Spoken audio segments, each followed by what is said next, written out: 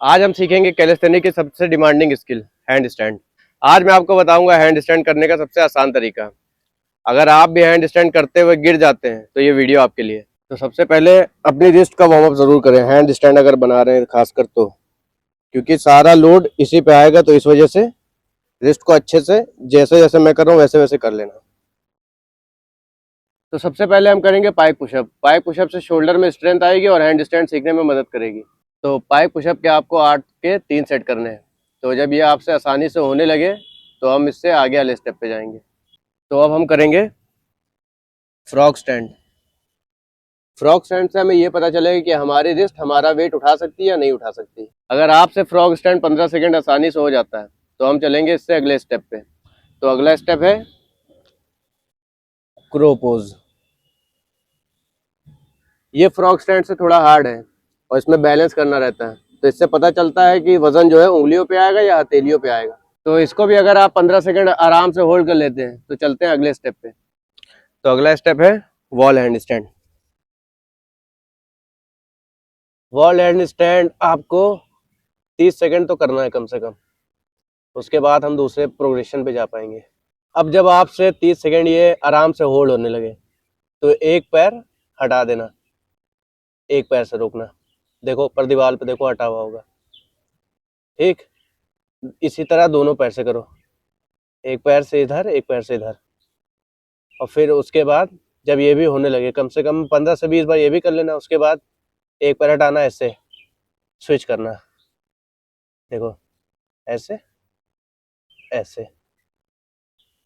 तो थोड़ी देर का हैंड स्टैंड बन जाएगा ऐसे। अब हमें दीवार से 2 कदम पे हाथ रखने, इतनी दूर।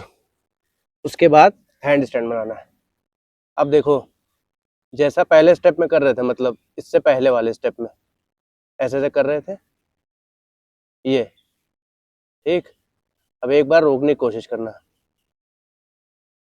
ये फिर लगा देना पैर, फिर रोकना, फिर लगा देना।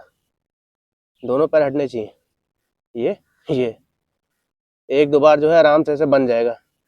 फिर उसके बाद एक चीज और करना, देखो ऐसे हाथ रखना और पैर मतलब सोचना कि दीवार पे ना लगे और हैंड स्टैंड बन जाए। देखो फेंका, ये वापस।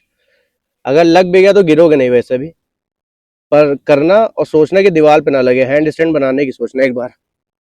लेकिन लग गया, चलो वापस आ जाओ। एक बार नहीं हुआ, दूसरी बार करो, फिर लग गया, तीसरी बार करो, फिर लग गया। चलो लास्ट ट्राई है। देखो इधर रुक गया, देखो पैर नहीं लगे, अब लगे, फिर हटा दिया, फिर लगे। तो ऐसे करते रहना। जब यहाँ रुकने लगे उसके बाद उस पे चले आना, ग्राउंड पे, दीवार हटा देना। चलते दूसरे स्टेप पे। तो अगले स्टेप में हम एक पार्टनर का सपोर्ट लेंगे। देखो जैसे पकड़ रखा है और धीरे धीरे मेरा पार्टनर हाथ हटा देगा, फिर पकड़ो और फिर हटाओ, ठीक। ऐसे गिरने वाला होगा तो पकड़ लेगा, फिर बनवाओ उससे, ठीक। तो ऐसे धीरे धीरे हमें हैंड स्टैंड आ जाएगा। तो जैसे कि आपने देखा कि मेरा पार्टनर मुझे सपोर्ट दे रहा था उस टाइम, तो अब हमें करना है खाली किक करके पैर जोड़ने की कोशिश करनी है ऊपर दोनों, ये करके ये।